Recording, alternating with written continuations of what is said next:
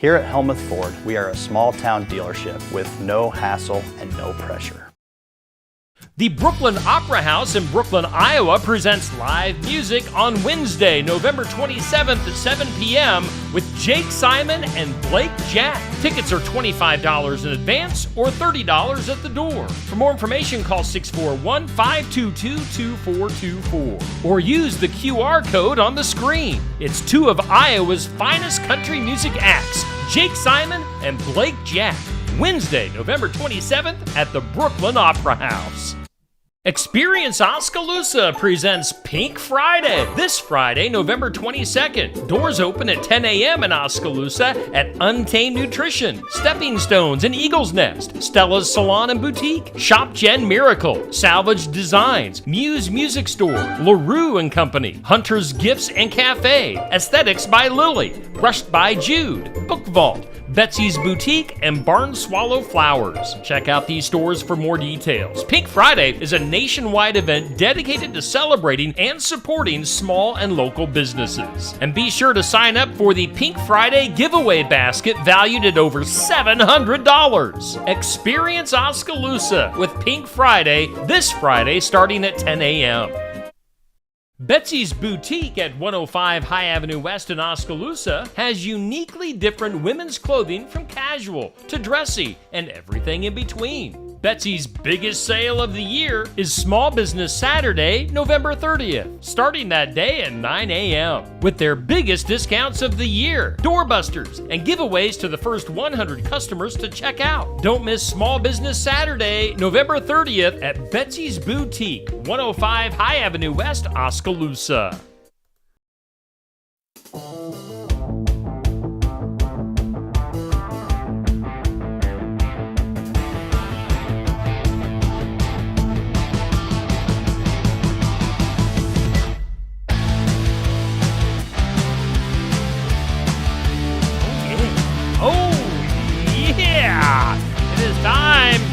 It is time for Real Talk here on Steve Shetler Media on a Tuesday. Yeah, we're doing a special Tuesday edition.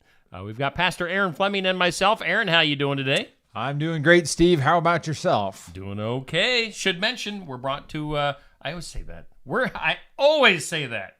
100% of the time. We're always brought to us. Makes no sense. But that's what comes out of my brain. We're sponsored by New Life Community Church in Wellman. He's the pastor there. I am guilty as charged. Pastor of New Life Community Church in Wellman, where our motto is God, friends, and fun. Because if we're not having fun at church, we might as well just pack it up and go home. Yep. Which doesn't mean that we can't be serious, too, and doesn't mean that we can't talk about real things. Indeed. I was thinking about our title, Real Talk, and what I was expecting when we first started this show. And I don't know if I was thinking we would talk about hard-hitting issues of the day and, like, talk about fire and brimstone and talk about controversial topics. But I don't know if either one of us is really a fire and brimstone kind of guy. I mean, if you catch me in the right mood... I can get worked up about stuff, but then I always feel a little bit bad afterwards. Like, oh man, I don't know if it, like I think we're quintessentially Iowa nice kind of guys. Yeah. But I think that's real. We're not faking nice, and we're not faking happiness, and we're not faking joy. And I don't apologize for talking about joy, which is what we're going to talk about today. And here's if I'm going to get that. Yeah. If you don't want to be happy, we don't want you on our show, brother. No, seriously, how many of us have too much happiness in our life? Nobody. But here's something that I will get a little excited about. Okay. I'm not real pleased when I run into religious people who are killjoys. Yeah. There's some out there. Yeah. You like that? Keeping it real. I thought of one this morning on my way over here. This is a story that comes from long ago and far away, so no one in our listening audience will recognize this person. Kind of protecting the innocent or not so innocent. So long ago, I was at a cross country meet, and it was a rainy day, and it was like the conference championship or something. And I was coaching at a small Christian school out in Indiana, and our rival was a small Christian school from not too far across town.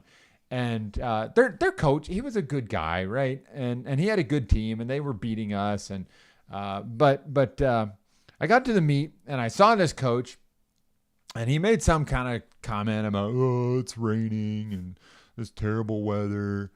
And I said, quoting, was it Psalm 103 or something like that? I quoted my dad's favorite Bible verse.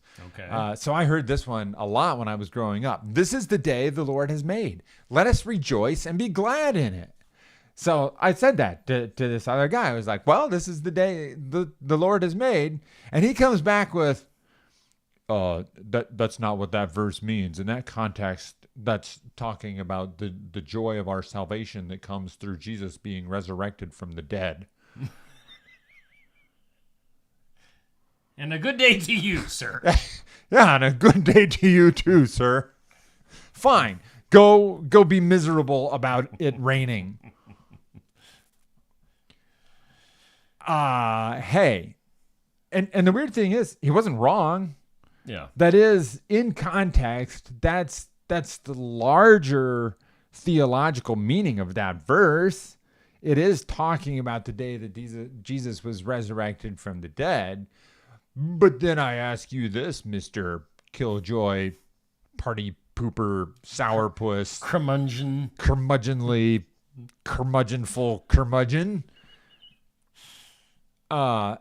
If Jesus' resurrection from the dead is a reality, then why isn't it a reality every day?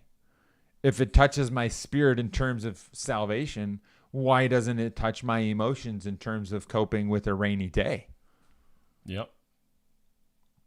So on Real Talk today, our theme is, if you don't want to be happy,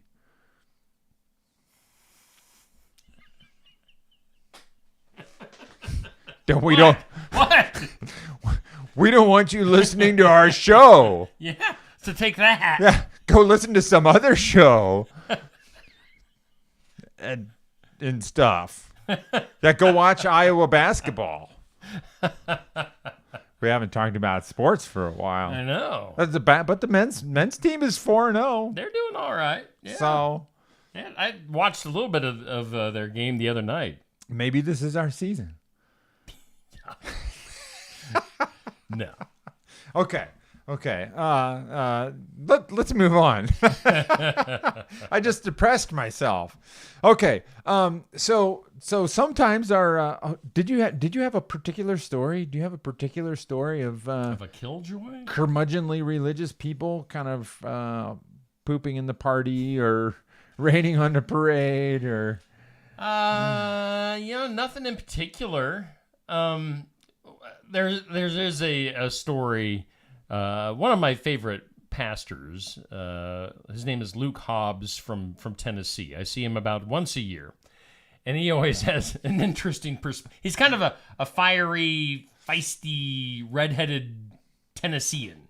He's got to talk like this and tell you like it is. And there was a song at least 10 years ago on Christian radio. I won't name the song because I can't remember the name of the song. But it was kind of a, oh, woe is me type of a song. But then, it ends up being kind of, the God's there, but oh, woe is me, and it's a very popular song. And it was, I didn't mind the song, but when he pointed out how it was kind of a, oh, woe is me, why are we, oh, woe is me? Why is there a need for this song in the first place? So, yeah, I mean, I like that. I like that he pointed it out that, Christian radio at the time was playing this song as much as any other song at the time, and they were kind of promoting the, oh, woe is me attitude. So, I mean, yeah. I don't know if that's really a kill. I mean, I don't know. Maybe that's a horrible example. Hit rewind. We'll move on. Right. We can recover the show from that. Bad example. Although, okay, so so real talk, we are kind of walking, and I think Jesus even said this, narrow is the gate and narrow is the path that leads to life. So on the one hand, there's a ditch next to the path where we try to pretend that we're happy all the time. And we don't want to do that. So there's got to be space in the Christian life for talking about pain and hardship. Mm-hmm. But on the other side of the ditch is this space where everything is rotten and horrible, and it's kind of the opposite of the Lego Movie song. You remember that one? Oh, yeah. Yeah. Everything is awesome. Everything is awesome. Everything is cool when you're part of a team. And man, sometimes not everything is awesome. But today we're talking about joy, so everything is awesome. And I'm going to remind our listeners. We've said this, and I'm not going to apologize. I have been beating the drum in my sermons and here on Real Talk. I've been talking about joy a lot these days, and I'm not going to apologize for beating that drum because we need more joy, and I'm going to prove it to you biblically right now, Steve. All right, I'm going to open, and Bring the Bible says it. I believe it. Bring on the joy. That settles it. Here are the words of Jesus from the Gospel according to John, chapter the 15th. As the Father has loved me, so have I loved you. Now remain in my love. If you obey my commands, you will remain in my love, just as I have obeyed my Father's commands and remain in his love. And now here's the money verse. Are you ready? Do it. Do it. Bring it. I have told you this so that my joy may be in you and that your joy may be complete, full, abundant, brought to perfection, mature. Yeah. Jesus is telling us these things so that our joy may be complete. So anything short of complete joy is less than what Jesus gave his life for. Yeah. Boom. Mic drop. Actually, I won't drop your mic. Just think. You want to pay for it? I don't want to pay for it. That would not make me feel joy. So I'm gonna flip over to John's first letter and read like some really similar stuff. We proclaim to you that we have what we have seen and heard, so that you may also have fellowship with us. And our fellowship is with the Father and with his Son, Jesus Christ.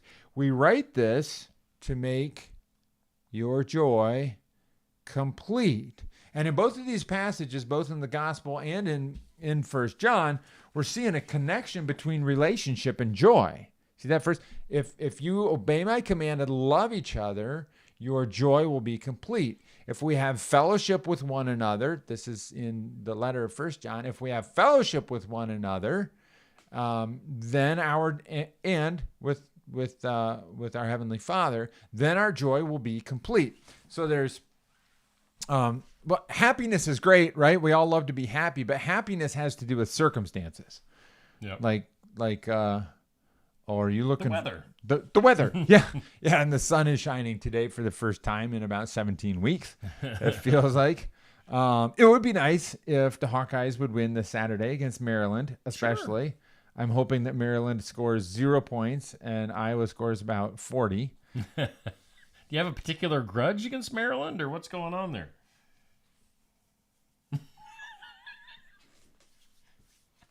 No comment, Steve.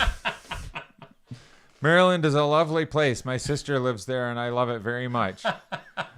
Just kind of hoping that their offense doesn't succeed. All right. May or may not have a connection to previous staff members at the Iowa football team. That got awkward. Can we move on? Do it. Move. What was my point, Steve? Okay. So if Iowa wins, then I'll feel happy. But that's a circumstance. But joy is connected to our relationships and whether we love each other and are fellowshipping with each other. So the reality is that we can be unhappy and joyful at the same time. Yep. And that's kind of weird, but it's true. And the way that works is if Steve and I were to watch the Iowa game together and Iowa was to lose, we would both be unhappy. But I would be glad to be with you, buddy. Be like, yeah, we lost. We lost. Yay. But we were together. Yes, we survived. And we have the memory. And so, hey, I think we'll wrap it up there for this week. But thanks for having me on, Steve. It's always good to be with you. Thank you. All right. And thanks to New Life Community Church in Wellman for being our sponsor. Yeah, and hey, I should just finish off by saying New Life meets at 10 o'clock on Sunday morning at the Parkside Activity Center. We stream live on Facebook in case you want to check us out there. I can't guarantee awesome sound quality, but I think maybe you'll get a little bit of a flavor of who we are, and then come check us out. We'd love to host you on a Sunday morning. So We'll see you around soon. Okay, we'll do this again next week here on Steve Shetler Media.